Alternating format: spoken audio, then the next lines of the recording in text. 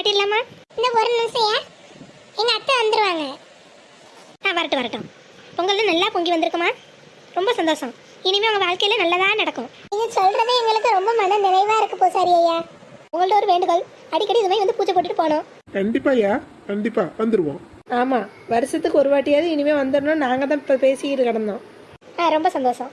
பூசாரி ஐயா வந்துட்டீங்களா? வணக்கம் வணக்கம். வந்தாச்சுமா? தீபாத்தனை காட்டிடலாமா? காட்டிடலாம். இவங்க தான் ஊர்லேருந்து வந்திருக்க சாமியார் அம்மா. இவங்க தான் இங்கே வர சொல்லி எனக்கு குறி சொன்னாங்க.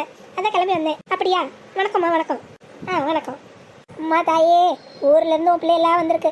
நீ தான் கூடவே இருந்து இவங்கள நல்லா காப்பாற்றி வைக்கணும். குடும்பம் நிலைக்கணும், செல்வ செழிப்போட வாழணும். எங்கே இருந்தாலும் நீதாம்மா கூடவே இருந்து பார்த்துக்கணும். ஐயா எடுத்துக்கோங்க. நல்லதுயா, எல்லாருக்கும் கொடுங்க.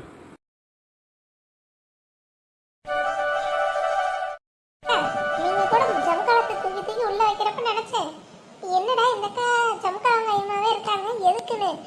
இப்பதான் விஷயமே புரியுது. எங்க போனாலும் 2 ஜமுக்கால இருந்தா இப்படி விரிச்சு விட்டு உட்காந்துடலாம் போலயே. ஆமாண்டி, அதுக்குதான் எப்படி கையோட எடுத்துக்கிறான். எங்கேயாவது பாடன்னு வையேன், இது மாதிரி தோப்பு தரவு காடு கீடுன்னு வையேன், இது மாதிரி நல்ல ஒரு மரங்கள் நடக்குச்சுன்னா இப்படி அடியில விரிச்சு போட்டு உட்காந்து இப்படி சாப்பிட்டோம்னா நல்லா சூப்பரா இருக்கும். ஆமாக்கா, சரியா சொன்னீங்க. புடவை அழுக்காகாது, நம்மளும் இடம் தேடி அலைய வேணாம். இது நல்லா இருக்கு. நான் வேற இன்னைக்கு புது புடவை வேற கட்டியிருக்கேன். அதான் இப்படி ஏதாவது விரிச்சு விட்டு உட்காந்தாதான் நல்லா இருக்கும்.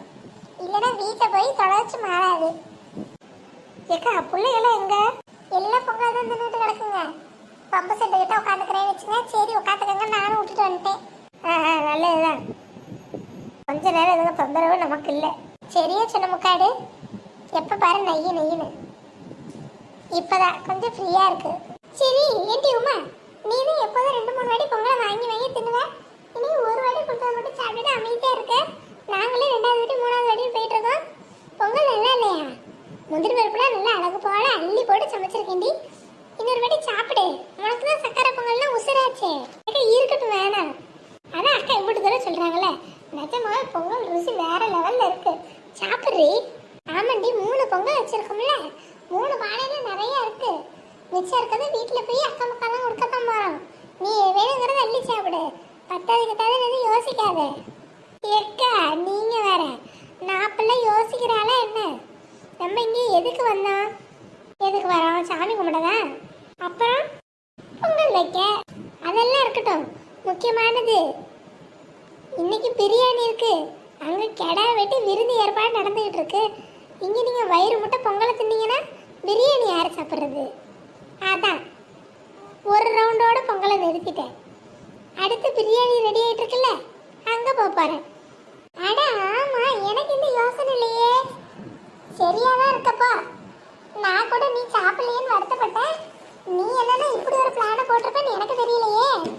எப்போதுமே உமா ஒரு தொலைநோக்கு பார்வையோட தான் செயல்படுவா. ஆமாம்டி, உனக்கு இருக்க அறிவு எங்களுக்குலாம் இல்லை பார்த்துக்க.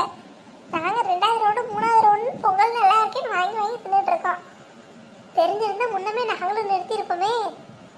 இனிமே வேற சாப்பிட முடியாது. சரியா? சரி சரி, கட்டி கொண்டு போய் வீட்டில் வச்சு நைட்டு சாப்பிட வேண்டியதான். முதல்ல மத்தியானம் நல்லா சாப்பிடுவோம், அப்புறம் கட்டி எடுத்துட்டு போய் வீட்டில் வச்சு நைட்டும் சாப்பிடுவோம். சரிதான். சரி, எல்லாம் சாப்பிட்டீங்கன்னா வாங்க, பம்பு செட்டில் போய் அப்படியே கையை கழுவிட்டு கறி விருந்து ஏற்பாடெல்லாம் நடக்குது பத்தியா, அங்கே போய் என்ன ஏதுன்னு ஒரு அட்டண்டன்ஸை போடுவோம். கூடவே இருந்து சாப்பிட்டு அதெல்லாம் பார்த்தோம்னு வைய, நமக்கு சமைக்கிறப்பே ஒரு ஆர்வம் கிளம்பும். அப்போ இன்னும் பசி தூண்டும். அப்போதான் நல்லா சாப்பிட முடியும். இவன் எப்படியெல்லாம் யோசிக்கிற பாருமா. சரி சரி, அங்கே போய் இருந்தால் கொஞ்சம் பொழுதாவது போகும். கூட மாட ஏதாவது சமையல்களுக்கு ஒத்துவாசை செய்யலாம். சரி, இந்த பொங்கலை அப்படியே வச்சு நம்ம கிளம்புவோம். சாப்பிட்டு வரைக்கும் போதும். வச்சிருந்தா வீட்டில் போய் எல்லாருக்கும் அக்கம் பக்கம் இருக்கவங்களுக்கு பிரசாதமாக கொடுப்போம். சரியா சொன்னீங்க. அம்மா, பூசெல்லாம் நல்லபடியாக முடிஞ்சா? எல்லாம் மன நிறைவாக இருந்துச்சுமா, ஒன்றும் பிரச்சனை இல்லை. மதியானம் இருந்து நீங்கள் சாப்பிட்டுட்டு தான் போகணும். வந்ததே அதுக்கு தான். சாப்பிடாம கிளம்பிட்டு வேணா என்ன? இம்மா என்னாச்சு? கொஞ்சம் வேலை இருக்கு, இருந்தாலும் பரவாயில்ல. நீங்கள் இப்படி தூரம் சொல்கிறீங்களா, இருந்து ஒரு வாய் சாப்பிட்டுட்டே போகிறேன். சரிம்மா சரி சரி, அப்போ போவோம். என்ன எல்லாம் இங்கே கிளம்பிட்டாளுங்க? அடியே எத்த சொல்லுங்க. எல்லாரும் எங்க ஒரே நேரத்தில் கிளம்பிட்டீங்க? பொங்கலை சாப்பிடலையா? இல்லத்த, சமையல் நடக்கிற இடத்துக்கு போனால் ஒத்தாசையா இருக்கலாம்ல, அதான். அப்படியா? சரி சரி, போயிட்டு வாங்க. அப்படியே பசங்களுக்கு அங்கே வேலை பார்க்குறவங்களுக்குலாம் பிரசாதத்தை எடுத்துகிட்டு போய் கொடுங்க. சரித்த சரித்த, ஒரு பானை வச்சு கொடுத்துட்றேன். நல்லது நல்லது.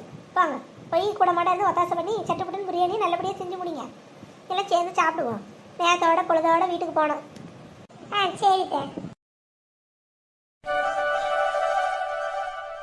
மக்களே, நாளைக்கு எங்கள் கோயிலில் கிடா விட்டு கறி விருந்து. எல்லாரும் மறக்காமல் வந்து கலந்துக்கோங்க. மறக்காமல் நம்ம வீடியோ பார்க்கணுன்னா சேனலை சப்ஸ்கிரைப் பண்ணிக்கோங்க. பாய். நாளைக்கு வீடியோவில் மீட் பண்ணுவோம். டாடா.